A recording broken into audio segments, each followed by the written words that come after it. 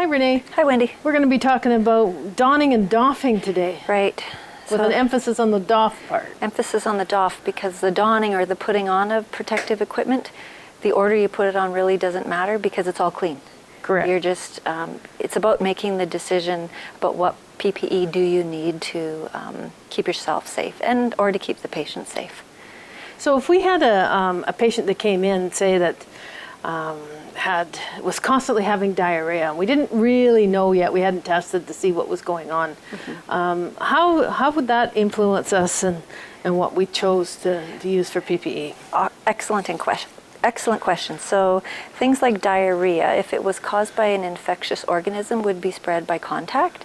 And so you would go to your agency's resources, to your infection prevention and control resources to see, okay, what do I need? And if you look closely, it'll say for undiagnosed diarrhea, do this. So you're going to put them onto some contact precautions. So contact precautions, and then the instructions are all very clear on the signage. It's just I think the most challenging part is somebody recognizing, oh, somebody has diarrhea, we better protect everybody. We don't want whatever this is spread throughout. So contact precautions has two different colors of signage.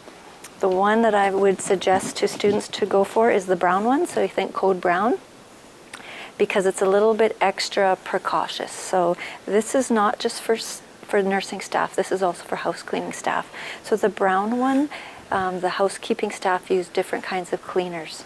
So if that diarrhea is caused by C. diff, C. diff needs to be cleaned a certain way, as opposed to diarrhea caused by salmonella, for instance. Okay, and then the instructions are already all clear. So if you're working in an agency, you see either a big yellow cart or some kind of makeshift cart or some kind of signage, you just have to stop, read the directions.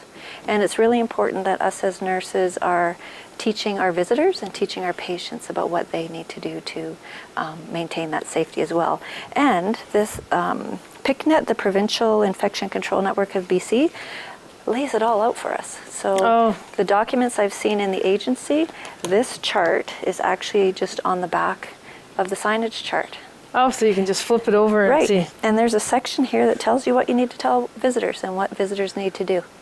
And what to do if the patient needs to be transported. Do they need to doff or what's the deal? Wear a mask so just follow the directions.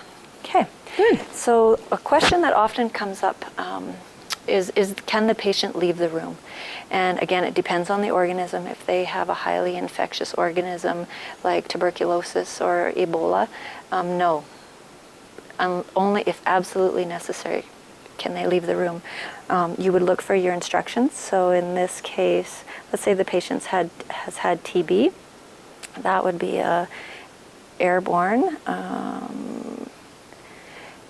They would have to wear a procedure mask during transport, which leads us to our next conversation about there's different kinds of masks. So all of us know from our N95 annual training that N95 masks are for really small particulate, so they're very good. And we always get reminded every year how to put them on, so it's a matter of putting it on your face, doing the top one first, then the bottom, and then when you take it off, it's the bottom and then the top.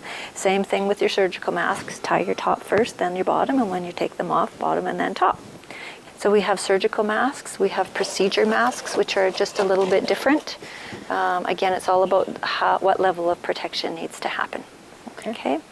I know what I want to talk about. So if patients aren't necessarily restricted to their room when they have additional precautions in place. There's the infection control agencies talk about 4 C's. So is the patient cooperative? Are they cognizant? So do they understand what's going on? Can they follow directions? So if you ask a patient not to go to the kitchen because they have some kind of uncontrolled diarrhea and they can't abide by that, they have to stay in their room. So it's what did I say? Cognizant, cooperative, continent, and things have to be contained. So if I have a wound that has MRSA in it, but it's oozing all over the place. I need to have a new dressing put onto there before I can leave the room. If I have an infectious organism in my lungs, I need to cover my face and contain those microorganisms before I can leave. Okay. All right. So it's not completely isolating when you're in what we used to call isolation, but there's definitely some additional precautions that need to happen. Okay. Well, Renee, you can't talk to me now because you're all masked up, so I'm going to have to sit here and talk to myself. I see you're in the room, and I see that you are on airborne precautions, and that you have your mask on. So that's your Fit Test 3M mask. I see that you have your gown on. I see you have your gloves on, and that the cuff is over top of the gown, as opposed to having the gown come down. And you want to come out? No, you have to stay. Oh, no, okay. Come on out. So what are you going to do to come out of the room? The first thing you're going to do is to take your gloves off. And as you can see that she's pulling them off and she's putting them inside each other. She's going to wash her hands. Okay, and they're dried. So now she's going to undo the back of her gown.